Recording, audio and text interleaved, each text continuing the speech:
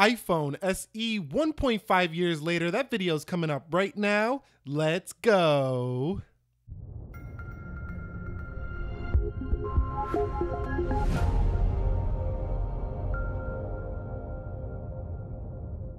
So what is up, guys? Nick here, helping you to master your technology. And in 2016, the iPhone SEs were unveiled to the world on March 21st to be exact. It launched on March 31st, but it's been about 1.5 years since the iPhone SE has been on the market. And in this video, I want to share with you my experience, how it's been as a user of multiple. Actually, I had a gray one. I took it back because it had some soft scratching on the aluminum. Got a gold one, sold that for a 6, made a mistake, sold the 6, got a 6S Plus, and now I'm back on the SEs again. And the iPhone SE over here, pink, this is the iOS 11 coverage version. This is the 10.3.3 version. Regardless of that, it doesn't matter. Let's talk about my experience. Let's begin with the body and the build. So the build of the iPhone SE is 7.6 millimeter iPhone 5 design, and a lot of people have really enjoyed this design. Now, for me, the iPhone SE has been small, very premium feeling, and has kind of sharp corners, but overall very classic, very clean. It has matte edges, and I think a lot of people really love the design of this phone. And when you go into this phone, getting a 4-inch phone, you know you're getting a 4-inch phone. That's all there is to it. So for those of people out there complaining about its 4-inch size, they created it to be a 4-inch size on purpose. So keep that in mind if you are picking up an iPhone SE. So its body and the build overall, very portable, very premium, very small. And to this day, it just feels a little dated when it comes to its looks. With the Galaxy S8 on the market, with the new iPhones coming out soon, it's starting to feel a little bit old, but still like classically premium for Apple iPhone SE here. Now, one thing I do want to discuss here is the Apple iPhone SE's display. So it does come with a kind of a 50-50 for me. So in the past 1.5 years, I have really enjoyed the iPhone SE for being, small and portable, because that is why you purchase it. Powerhouse in a portable package here.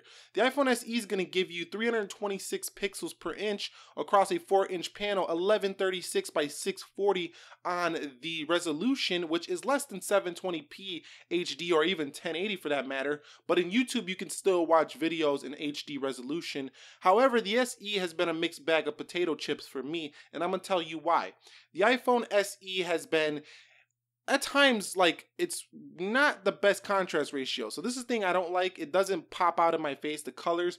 But at the same time, to counter that, it's very natural and clear. So very natural and clear display, not the best contrast ratio. Very bright display, not the sharpest display. So it's a 50-50 panel here for the iPhone SE, and it's definitely showing its age. 4-inch panel though, from a distance, it looks just as good as the 6S or the. Up upon close inspection of the iPhone SE, you're definitely going to notice that this is a inferior resolution to the newer displays on the market. However, it's still a pretty decent display for what you're paying for this phone. So in terms of software with the iPhone SE, you're looking at iOS 10.3.3 on my black one and iOS 11 on my pink iPhone, but basically both of them, are pretty fantastic on battery life, and they're both really smooth. Actually, the iPhone SE runs iOS 11 better than any of the other iPhones I have been testing. The iPhone SE, since I got it, iOS 9, it comes with out of the box, has ran very smooth. I think now if you buy one now, they do come with 10 installed, pre-installed. So you might have to go find an older one if you want iOS 9 installed on there. Overall though, smooth experience. It's just as good as, the premium iPhones. It's just on a smaller screen, no reachability features, but they're not necessary for the iPhone SE. You get a really great software here in a small package, iOS, but at the same time, there's no customization unless you jailbreak, which has not been found to do yet on iOS 10. Doing it on iOS 9 is possible, but again, there's not a lot of customization for the iPhone SE, and it's just going to be a very solid, smooth iOS software that we're all used to on pretty much any other iOS device.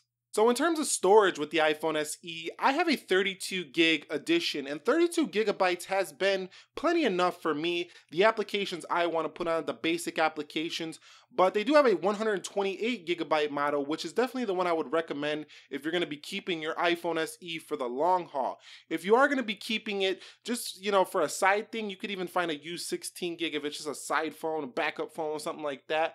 But if you're going to be keeping it for the long haul, you're going to be using it consistently, go with a 32 or a 128. If you're like kind of in between those two, you think 128 is too much, 32 is too small, 16 is way too small, they do have a 64 gigabyte edition that you could buy on, eBay if you can find it. The 64 was the old premium model, which they dropped for the 128. So it really comes down to you. The prices do change depending on the storage capacity you get, but storage has been fast and great here after 1.5 years on the SE. But 16 gig was an option. I was like, Apple, what are you doing? That's one option I did not like that they released. They did not need to release a 16 gig model, but it's probably the cheapest model you can find right now in the 16 gig. Now, in terms of cameras, the iPhone SE has fantastic cameras, 12 megapixel iSight 4K recording capabilities. And what I really liked about the iPhone SE is its portability. When you go ahead and you use this thing for just going out and taking pictures, it's just very portable and easy to use. You can be very discreet with what you're taking here. Nobody knows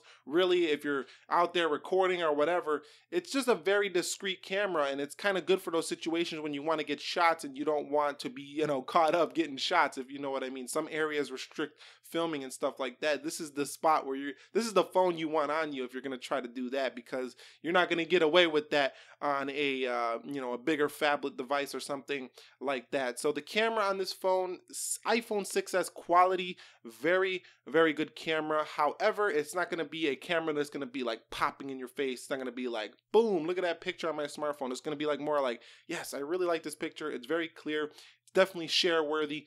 But it's not going to be no Galaxy series picture that's going to be like, whoa, that thing is saturated. I love it. But that really comes down to personal preference. Overall, I give the camera a solid 9 out of 10. Speaking about the sound and the audio of this Apple iPhone SE, my experience with it has been pretty crappy, to be honest. I do not like the audio speaker that comes with the SE. This is probably one of its worst features of the entire phone. It's very tiny, it's very small, it's very easily covered by a fingerprint. So you can just easily cover it with your finger, and there you go. Also, the headphone jack sound is not as loud as, older iPods and iPhones. They've actually lowered it, I think, due to damage to people's ears, but that's really their personal responsibility, but Apple had to do that. What I'm trying to say is that the headphones or the speakers are not as loud as older iPods, iPhones, and it's not as loud as even the more premium smartphones. So that's one thing to keep in mind. Audio is solid, but not the best here for the iPhone SE. And one of the best features after 1.5 years of using the iPhone SE has been its battery life. So when I first got it with iOS 9, it really lasted well into the future.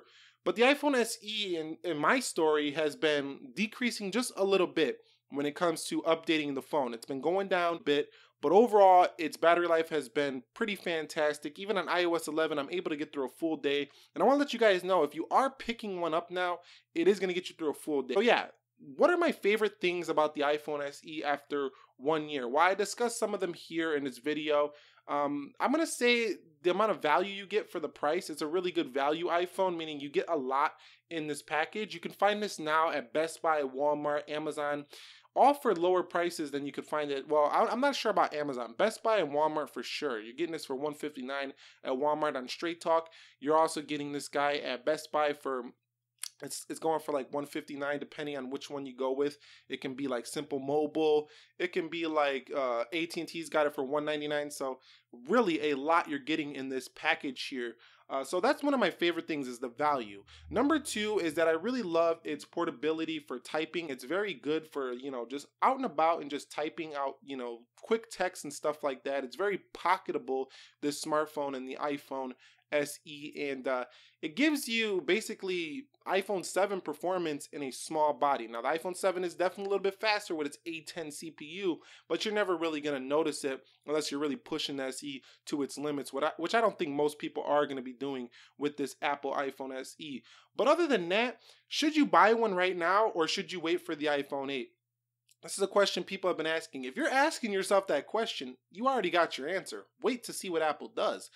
But if you're not waiting and you just want a phone right now, is the iPhone SE still worth it? Absolutely. It's still a fast phone. It showed that it can contend with the Galaxy S8, the OnePlus 5 in the speed department. Obviously, it's getting crushed in all the other departments, but it can definitely contend with some of the premium phones, and it's been holding up pretty well. So this is a very good phone for the long term if you do want an SE. But will Apple release an iPhone SE 2? It remains to be seen. Personally, I don't feel it's happening around this fall time frame. They're too focused on iPhone 8, 7S, 7S Plus. But I do see it coming early next year in 2018. I do think Apple's not going to ignore the heavy popularity of this market here in the small iPhone. But that's my take on the iPhone SE. If you enjoyed this video, do me a favor, go ahead and click the like button for me. Have you had it since 1.5 years ago? Have you had it since launch day? Let's hear your experience down below to help others out to discover what they're going to get with this small smartphone. And anyway, I got more iPhone content coming. I got more Apple, Android, tech content coming, 100,000 subscribers, giveaways coming soon, so subscribe to the channel for that. Anyway, Nick here helping you to master your technology. Be sure to be well. I will catch you all in the next one, and peace.